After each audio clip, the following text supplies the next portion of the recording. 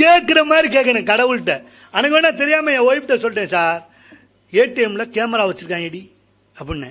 எப்போ பணம் எடுக்க போனாலும் 15 மணி நேரம் மேக்கப் போட்டு போகிறாங்க. கேமரா இருக்குங்க, போட்டோலாம் எடுப்போமாம்ல. நம்ம அப்படி தான். இப்போ எல்லாம் தீபாவளி வந்துருச்சு. நீங்கள் நம்ம நகைச்சுவை பட்டாசுக்கு அதுக்காக ஒரு விஷயம் பேசணும்ல சார். அன்னைக்கு சிவாஜி என்னை கூப்பிட்டுருந்தாங்க. போகிறேன், ஒரு 1000 வாழா பட்டாசு மாலை ஆனால் அதுதானே அங்கே பட்டாசு மாலையை போட்டாங்க. பட்டாசு தயாரிப்பு சார்பாக இவருக்கு பட்டாசு மாலையை போடுறாங்க.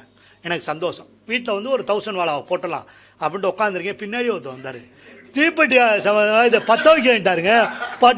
பட்டுன்னு வெடிச்சு. நான் சொல்கிறேன், அன்றைக்கெல்லாம் பட்டாசு நீங்கள் புதுசாக வைக்கிற ஆளை பாருங்களேன், அங்கனக்குள்ளே இருக்கும் பட்டாசு. இப்படி வச்சுட்டு ஓடியான்ட்டேன். என்னங்க வெடிக்கவே இல்லை. திரும்ப ஒருத்தன் வேணாம் வச்சான். வந்தான் நேராக என் முன்னாடி வச்சு, என்ன பண்ணுறீங்க? பட்டாசு வச்சுக்கிறீங்க. இன்னைக்கு பூரா 10 வச்சாலும் வெடிக்காது. ஏன் நீ வச்சிருக்கிறது மெழுகுதிரியா? 1 மணி நேரமாக அதை போய் வச்சீங்கன்னா சில பேர் அன்னைக்கு வந்து பட்டாசு வச்சாங்க. சரஸ்வதி வெடி வச்சுட்டு பார்த்தேன், சரஸ்வதி. அப்போ தான் பக்தி வந்துச்சு. ஐயோ சரஸ்வதி தாயே, உன்னைய தெரியாமல் 10 வச்சுட்டேமான்னு கும்பிட்டு தாங்க விழுந்தேன். பட்டுன்னு அடிச்சு மூஞ்சி செதறிடுச்சு. இப்போ ஒரு பட்டாசு வந்துருக்கு சார், ஓடிபி பட்டாசு. ஆமாம், பார்த்தீங்களா நீங்கள் வாட்ஸ்அப்பில்? அதெல்லாம் கரெக்டாக பார்த்து. ஆனால் சிரிச்சிங்களா?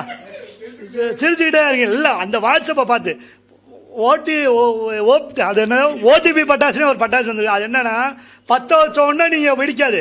உங்கள் செல்லுக்கு ஒரு மெசேஜ் வரும், 00000ன்னு. நீங்கள் போன உடனே 00000 அப்படின்னு பட்டாசு விடுறதுனா பட்டுன்னு வெடிக்கும். நீங்கள் அதுக்காக பட்டாசு கிட்ட போய் லூஸ் ஆயிடுவோம் நம்ம. ஆமாம், யாராவது போய் 66 33 அப்படின்னு ஒன்று வெடிச்சுன்னா.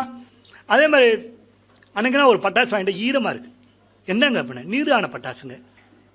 என்னென்னதாங்க பட்டாசு அப்படி சந்தோஷம். இப்போ தீபாவளினா ஒரு காலத்தில் நம்ம சந்தோஷப்பட்டோம். உண்மைதானே சார்? தீபாவளினா அன்றைக்கெல்லாம் என் முன்னாடி லிஸ்ட்டு போட்டான். என்ன எங்கே நகை வாங்கலாம், எங்கே புடவை வாங்கலாம், எங்கே பொண்ணுக்கு ட்ரெஸ்ஸு வாங்கலாம் அப்படின்னா நான் ஒன்றே லிஸ்ட் போட்டேன். நீங்கள் என்னங்க லிஸ்ட்டு போடுறீங்க? நான் எங்கே பிச்சை எடுக்கலாம், எங்கே கடை வாங்கலாம், எங்கே வட்டிக்கு வாங்கலாம். அதே மாதிரி நம்ம வாழ்க்கையில் சீரியஸாக சொல்கிறேன் சார், சில பேர் பேச்சே வித்தியாசமாக தான் இருக்கும். சில பேர் பேச பாருங்களேன், எதுக்கு எடுத்தாலும் சந்தோஷம்னுவாங்க. மகிழ்ச்சி சொல்லுங்கள் சந்தோஷம் அப்படின்வாங்க.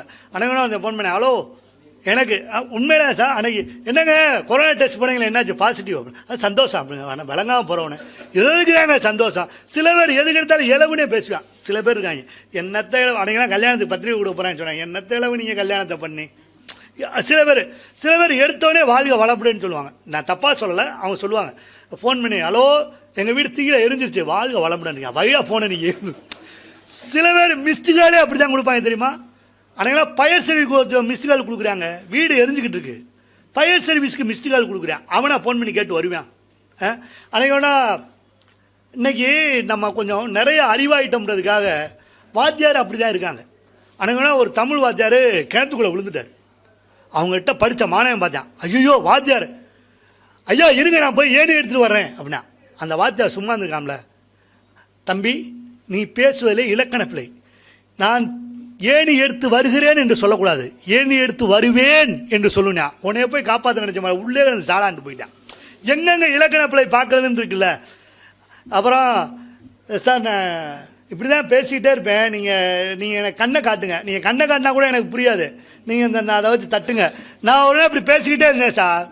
ஒரு காலில் வந்து பேசிக்கிட்டே இருந்தேன். ஒருத்தர் வந்தார், உனக்கெல்லாம் மனச்சாட்சி இருக்காயா? நாங்களும் மனுஷன் தானே, எவ்வளோ நேரம் தான் பேசுவேன் அப்படின்னா. நான் சொன்னேன், எதுக்கு கிளாக் வச்சுருந்தா கூட எனக்கு தெரியும் சார், மணி கிளாக் வேறு இல்லை, நான் எப்படி பார்த்து பேசுவேன்னு. கிளாக்கு தாங்க இல்லை, காலண்டர் இருக்குவார். 3 நாளாச்சு நீ பேசு, நீயும் மனச்சாட்சி இல்லாமல் பேசிக்கிட்டே இருக்க, நாங்களும் கேட்டுக்கிட்டே இருக்கோம் அப்படின்னாரு. அந்த மாதிரிலாம் ஆகாது. அதே மாதிரி சில டாக்டர் இருக்காங்க. நீங்கள் டாக்டர்கிட்ட போனால் அந்த மாதிரியான நகைச்சுவை உலகத்திலே பார்க்க முடியாது. ஆனால் என்ன போகிறேன், உங்களுக்கு ஸ்பெஷல் ஊசியா சாதா ஊசியா அப்படின்னாரு. இது என்னங்க ஸ்பெஷல் ஊசி சாதா ஊசின்றேன். சாதா ஊசினா டாக்டர் போட, ஸ்பெஷல் ஊசினா நர்ஸு போட முடியாது. உண்மையில தாங்க. அன்னைக்குன்னா ஒரு குழந்தைய கூட்டி போய் ஊசி போட போயிருக்கான். இருக்க நல்லா பிடிச்சவங்கட்டு இருக்கு குழந்தைய. இவன் குழந்தைய விட்டு நர்ஸை பிடிச்சிட்டான்.